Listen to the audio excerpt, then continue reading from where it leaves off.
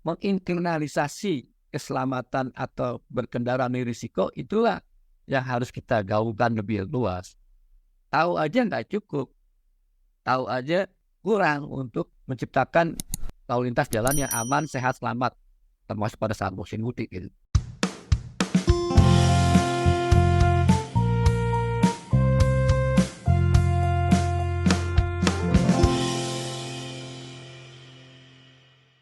Salam perspektif baru untuk sahabat pendengar radio di seluruh wilayah Nusantara dan juga tentunya untuk Anda pemirsa acara ini di media sosial YouTube dengan nama akun Perspektif Wimar TV. Ingat, untuk akunnya adalah Perspektif Wimar TV.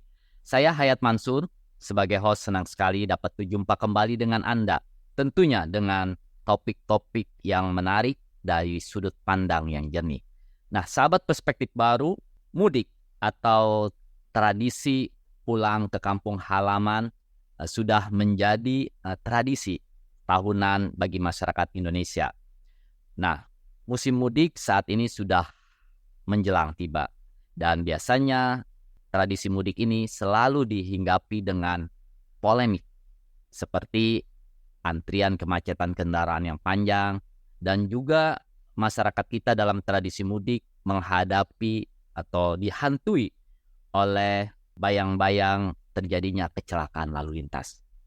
Lalu bagaimana? Apakah kita sebagai bangsa Indonesia ini bisa mewujudkan mudik yang asik tanpa polemik? Nah, kita bahas topik ini dengan narasumber Bung Edo Rusianto. Bung Edo ini adalah koordinator jarak aman atau kepanjangannya Jaringan Aksi Keselamatan Jalan. Dan beliau juga adalah penulis buku Mudik Minim Polemik. Halo, salam perspektif Bang Edo. Salam perspektif Bro Hayat. Thank you juga Bung Edo. Ini termasuk kawan lama. Saya juga pernah satu kantor dengan pada zaman dulu. Nah, Bung Edo, saat ini Idul Fitri tahun 2024 sudah di depan mata. Dan periode arus mudik sudah mulai terjadi. Bagaimana pengamatan Bung Edo untuk penanganan arus mudik di Indonesia dalam 4 tahun terakhir sejak Bung Edo merilis buku Mudik Minim Polemik? Ya, makasih Bro Hayat. Ayo Bro Hayat, mudiknya nih tahun ini? Tahun ini enggak. Biasanya saya mudiknya ke Cirebon. Cirebon jalur ada nyaman Pak.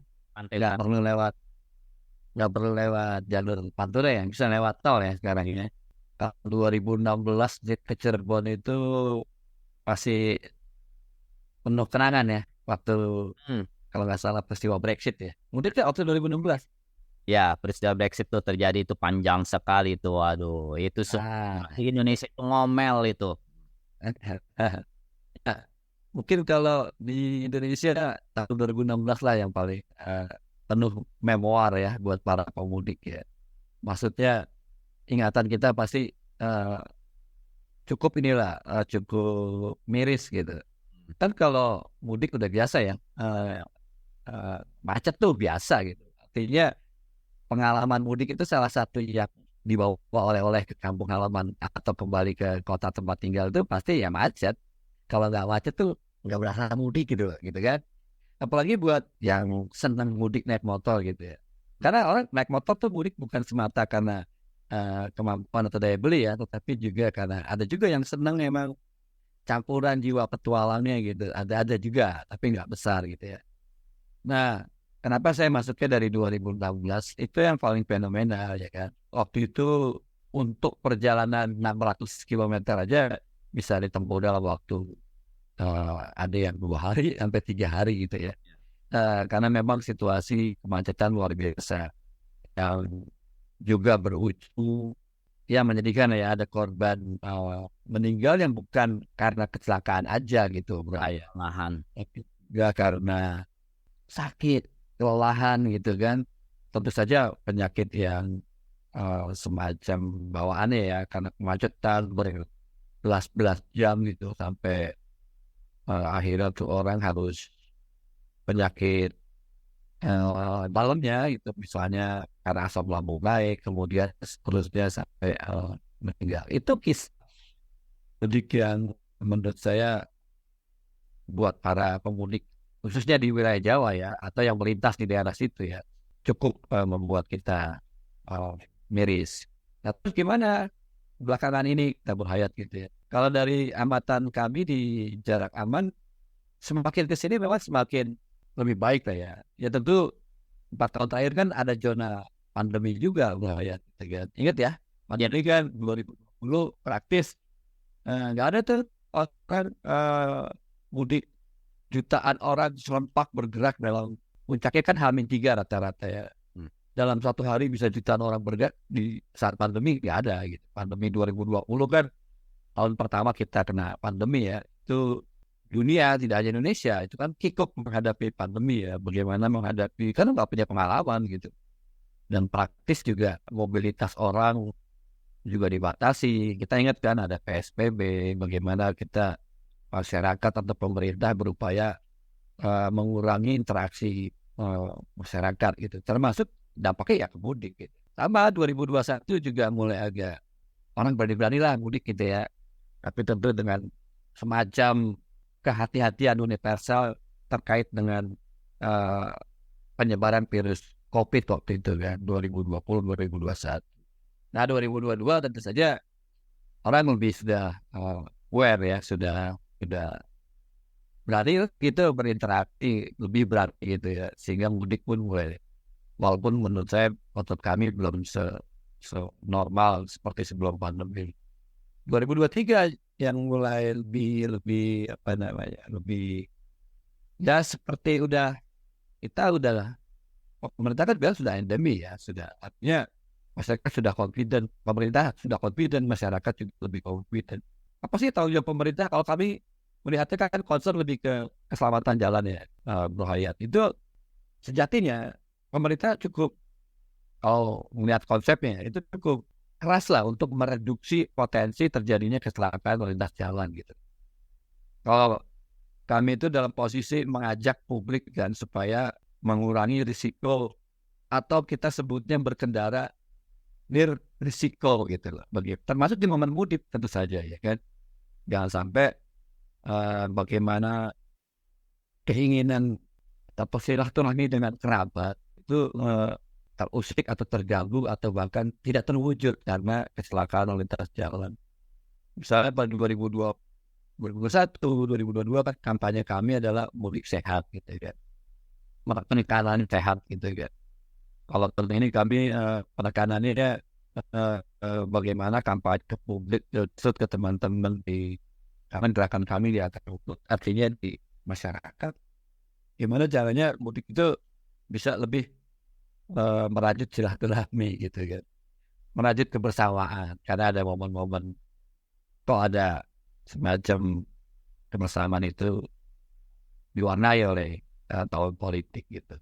Nah, Bu Hen, kalau ditanya tadi, gimana 4 tahun terakhir? Menurut kami dari aspek keselamatan atau kecelakaan lintas jalan ya memang masih muncul ya. Kalau kita mengutip data Korlantas kan untuk yang korban meninggal masih ada 726 orang selama musim mudik. Oh ya, yang kami pahami musim mudik itu H-7, H1 dan H2 plus H7. Artinya H-7 plus H1, H2 dan plus 7. Jadi selama 16 hari kalau kita mengutip data Korlantas masih ada sekitar kalau 726 orang meninggal dunia di area musim mudik.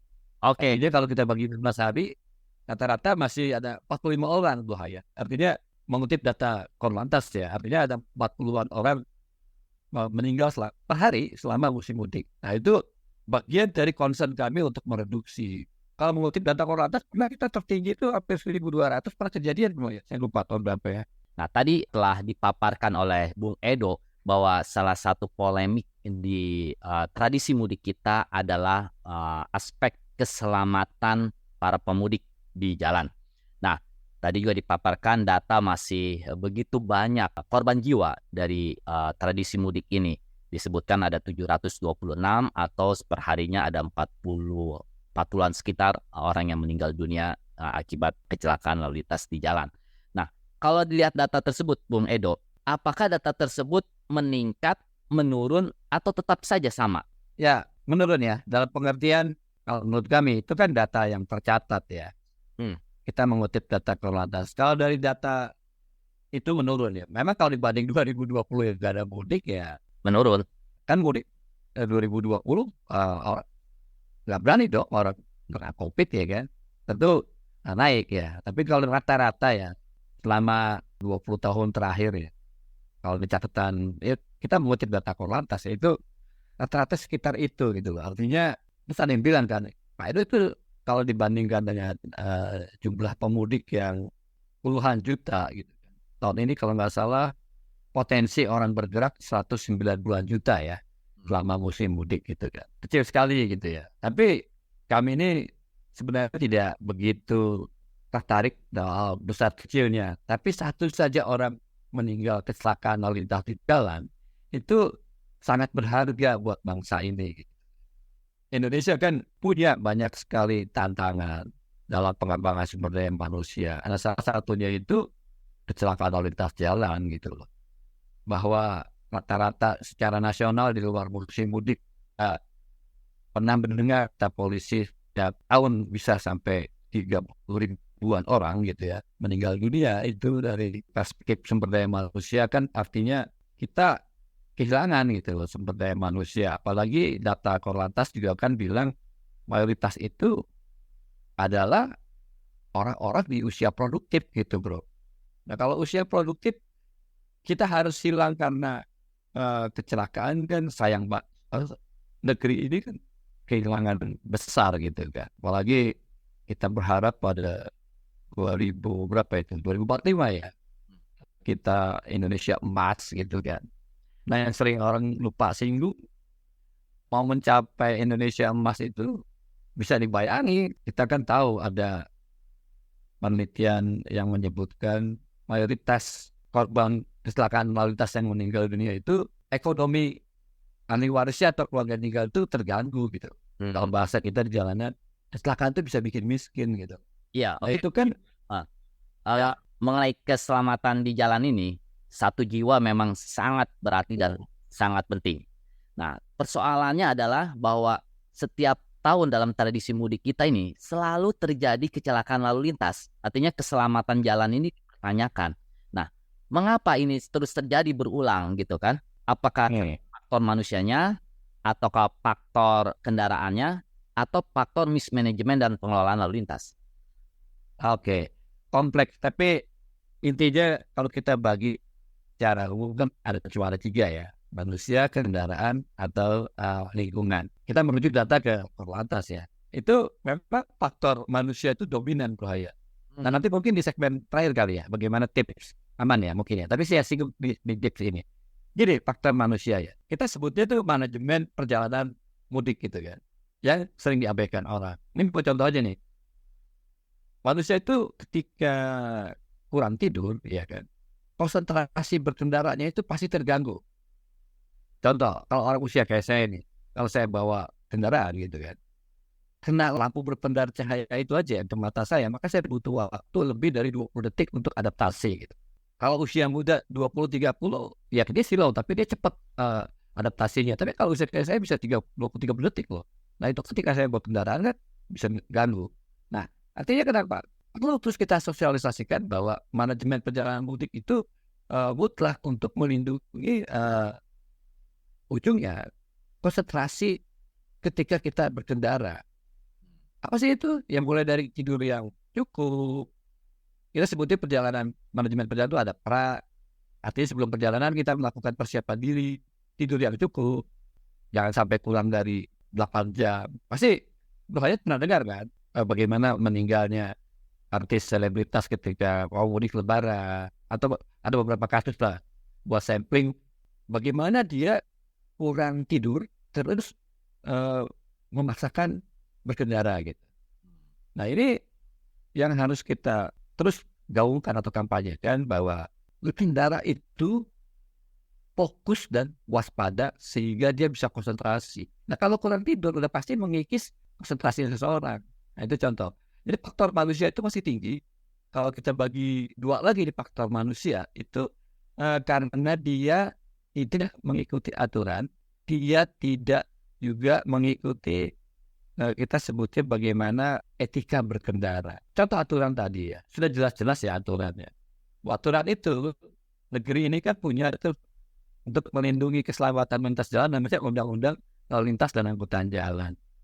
Itu dengan tegas dan jelas mengatakan pengendara itu wajib berkonsentrasi. Nah, konsentrasi pengendara kendaraan saat mudik itu juga pasti akan menurun ketika mereka harus menghadapi antrian kemacetan yang panjang. Apakah itu juga ada faktor penyebabnya? Antrian yang panjang menyebabkan berdampak pada kecelakaan juga pada akhirnya.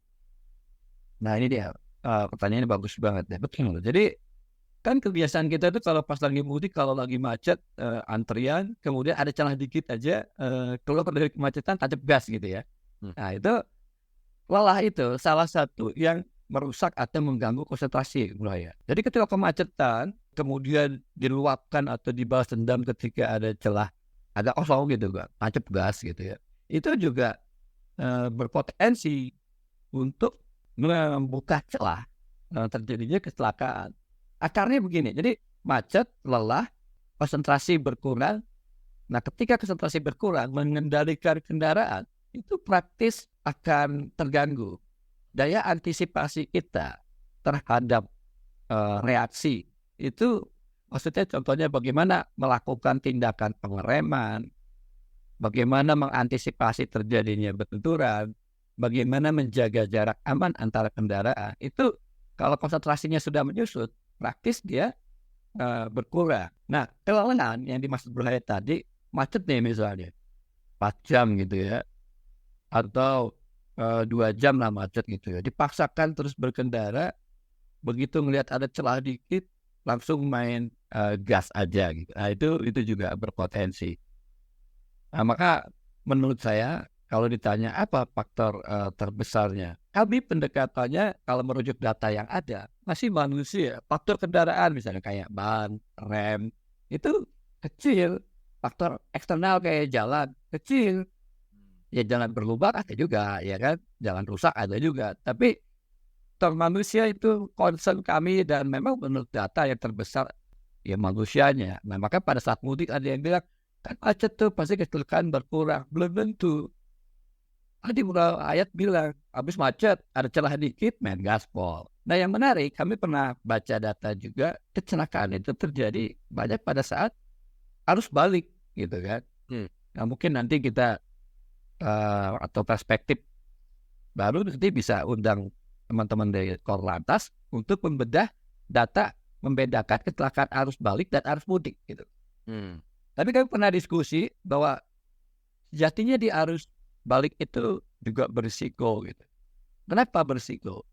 Dengan menggunakan sistem mepet untuk pulang saat arus balik, itu orang jadi tergesa-gesa berkendara gitu. Misalnya dia hanya menyisakan waktu 1 hari, besok kerja nih, tahu perjalanan sekitar 10 jam, maka dia pulangnya H-1 gitu. Maksudnya sehari sebelum dia masuk kerja. Itu juga kalau berkendara bisa tergesa-gesa. Nah ketika tergesa-gesa ya kan, praktis orang membuka celah untuk terjadinya tadi konsentrasi yang terganggu. Orang kan kalau terburu-buru dia bisa abai atau tidak maksimal menyerap situasi sekitar.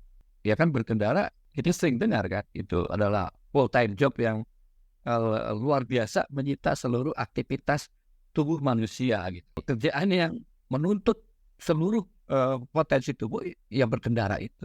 Nah, tadi salah satu faktor utama terjadinya kecelakaan lalu lintas adalah faktor manusia. Nah, untuk mengurangi itu saat ini ada banyak program mudik gratis untuk mengurangi orang berkendaraan. Jadi orang dipaksa mudik secara massal, gratis. Nah, dengan ratusan bus, nah berbagai perusahaan juga mendukung, perusahaan BUMN juga mendukung. Nah, bagaimana Bung Edo melihat program mudik gratis ini terkait dengan keselamatan di jalan dan juga pelayanan bagi para pemudik ini di jalan raya? Secara pribadi dan secara umum kita melihat bahwasanya pemerintah dan stakeholder pemangku keselamatan jalan berupaya keras gitu kan, mengurangi risiko kecelakaan lintas jalan termasuk di momentum mudik gitu. Nah, salah satunya upayanya mudik gratis atau balik gratis. Tentu secara volume belum bisa menyerap puluhan juta orang yang bergerak dalam waktu serempak di 16 hari musim mudik itu ya. Tapi itu upaya yang bagus. Misalnya orang lebih baik naik bus di mudik gratis ketimbang dia misalnya membawa atau mengendarai sepeda motor misalnya gitu ya. Tujuannya mudik gratis kan salah satunya ya mengurangi risiko kecelakaan lalu lintas di jalan serta membuat orang menjadi lebih nyaman. Karena misalnya pemerintah kan ada juga mudik gratis yang mengangkut sepeda motor kan, sepeda motor si pemudiknya gitu ya. Secara volume Bro Hayat itu memang kecil, tetapi dibanding ini ya pergerakan orang yang puluhan juta dalam waktu serempak, kalau yang mudik gratis kan nggak sampai 1 juta orang Bro, ya kan. Tapi nggak apa-apa, itulah cara kita untuk mengurangi risiko kecelakaan lalu lintas jalan. Nah, pemerintah juga kan banyak melakukan gerakan ya, misalnya kayak bagaimana pos-pos untuk orang istirahat, pengemudi angkutan umum diperiksa kesehatannya, kemudian angkutan umum yang kendaraannya tidak layak jalan diperiksa dengan ketat. Itu kan upaya mereduksi terjadinya kecelakaan lalu lintas jalan gitu. Nah, itu kemudian juga kita lihat ada polisi menerapkan kontraflow kalau di jalan tol ya, ganjil genap, itu banyak variannya gitu. Selain mudik gratis, rekayasa lalu lintasnya, pembatasan kendaraan jenis tertentu pada H-3 atau H-7 di jalur-jalur mudik, dan seterusnya. Nah, tinggal kalau kami melihatnya, beberapa hal itu juga harus lebih konsisten dan diteruskan di masa-masa tidak harus pada mudik. Misalnya untuk bagaimana kehadiran negara di dalam menjaga keselamatan di angkutan umum. Kan kalau saat musim mudik biasanya suka ada pengecekan kesehatan tuh Bro, untuk pengemudi ya kan, di terminal-terminal gitu ya. Nah, kita berharap tidak mudik pun tetap ada kayak gini itu contohnya. Nah, kemudian di segmen ini saya pikir kita juga perlu terus ajak orang untuk menerapkan manajemen mudik yang aman, nyaman, dan selamat. Jadi kalau judulnya perspektif kan mudik asik, jauh asik masuk tahap akhir nih ya. Jadi tolong Bro Edo nih memberikan tips asik tanpa polemik. Itu saya setuju tuh, judulnya keren banget ya, perspektif nih mudik asik tanpa polemik. Jadi teman-teman, kebiasaan kita yang sudah dibangun ketika berlalu lintas jalan itu terus ditingkatkan atau diterapkan pada momen-momen misalnya di musim mudik ini ya. Apa itu? Jadi pramudik saat mudik atau perjalanan mudik sampai setelah sampai di tujuan ya, untuk kembali lagi tentu saja. Pramudik artinya pra perjalanan. Teman-teman pasti dong tidak ingin ketika mudik tiba-tiba sakit gitu kan. Tiba-tiba kelelahan berlebihan saat berkendara itu, atau mengantisipasi kemacetan yang luar biasa nanti di jalan. Maka istirahat yang cukup, yang terutama tidur, jangan kurang dari 8 jam. Tentu saja periksa kendaraannya, agar kendaraan Anda sehat ketika, ini kalau naik kendaraan pribadi ya, asumsikan naik kendaraan pribadi. Periksa kendaraan Anda, mulai dari ban, mulai dari tentu saja suku cadang, dan yang paling pokok rem tentu, kemudian jangan lupa surat-suratnya harus tetap dibawa. Itu contoh kalau pradi atau surat-suratnya ya harus hidup, walaupun dibawa nggak hidup kan repot juga gitu ya. Kendaraan, orang, ya barang juga. Kalau terpaksa harus mudik dengan menggunakan sepeda motor, karena saya baca dari Kemenhub potensi di Jabodetabek ada sekitar 2,9 juta loh orang yang menggunakan kendaraan sepeda motor saat mudik. Saya baca di datanya Kemenhub. Artinya barang ketika Anda menggunakan sepeda motor tentu jangan sampai mengganggu konsentrasi pengendara gitu. Dimensinya jangan sampai merusak keseimbangan motor. Jangan sampai ketika melakukan antisipasi dalam tindakan misalnya penghindaran, mengerem, menambah kecepatan terganggu karena dimensi barang mengganggu konsentrasi atau upaya mengendarai sepeda motor itu. Ya tentu juga mobil. Jangan sampai bawa barang berlebih. Loh gimana caranya? Bisa saja barangnya dikirim lebih dulu gitu kan. Sehingga ketika dia berkendara tidak sampai terganggu konsentrasinya. Terus saat perjalanan perhatikan juga, ini paling pokok paling nggak ada 2 ya. Perhatikan titik-titik untuk beristirahat. Jadi kami itu selalu mengajak agar dalam perjalanan maksimal 2 jam yuk berkendara. Kita berkendara 2 jam, itu harus diisi dengan istirahat. Istirahat tentu saja dimanfaatkan untuk memulihkan kebugaran si pengendara, juga untuk mengecek selalu ya, dicek kondisi kendaraannya. Kalau berapa menit gitu kan. Ya bisa 15-30 menit Anda beristirahat. Nah, terus ada yang bilang kalau macet berjam-jam di jalan gimana kan gitu ya. Ya tentu saja ada yang menerapkan strategi bergantian berkendaranya gitu. Jangan satu orang. Apalagi menempuh perjalanan 8 jam sampai 16 jam gitu sendirian gitu. Walaupun sudah menerapkan konsep 2 jam istirahat, tapi situasi mudik tiba-tiba tidak bisa diprediksi kemacetan lebih dari 2 jam gitu kan. Nah, salah satu tips kalau ada kesempatan adalah bergantian gitu loh pengendaranya gitu.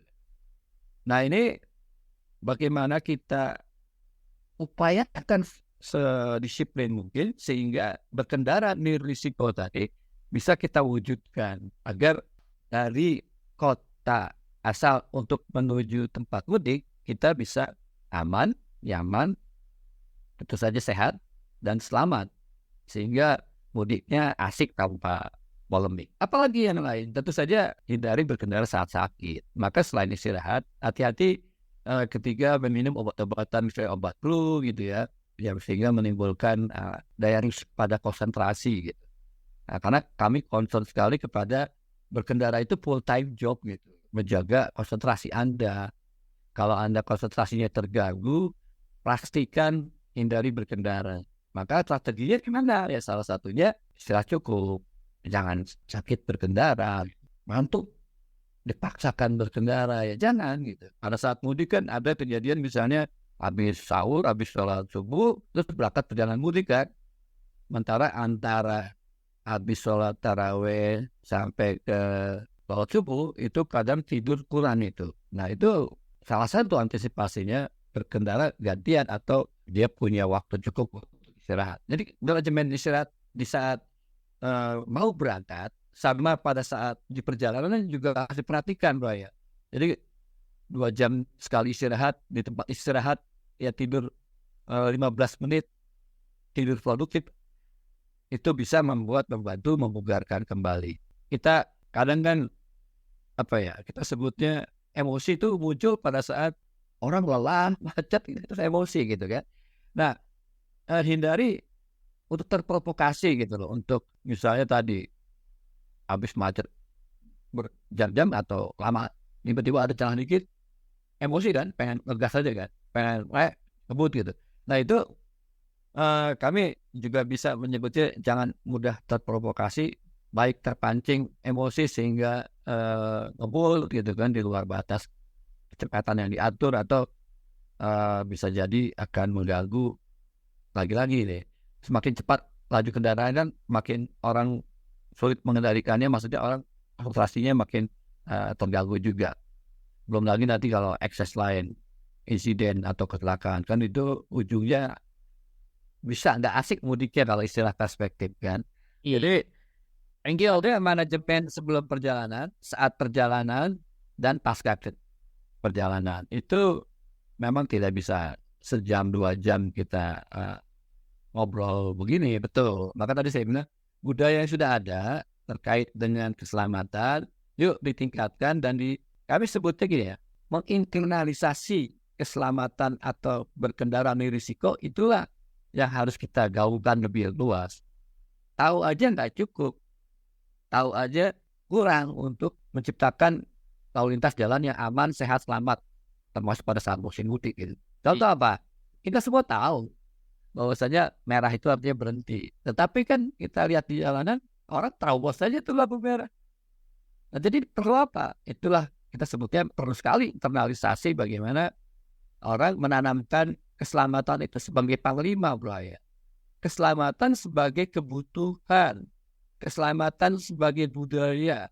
Kalau keselamatan sebagai kebutuhan, praktis kita akan memprioritaskan bagaimana berkendara itu bisa lebih rendah risikonya gitu. Karena kecelakaan pasti bisa terjadi kapan saja ya.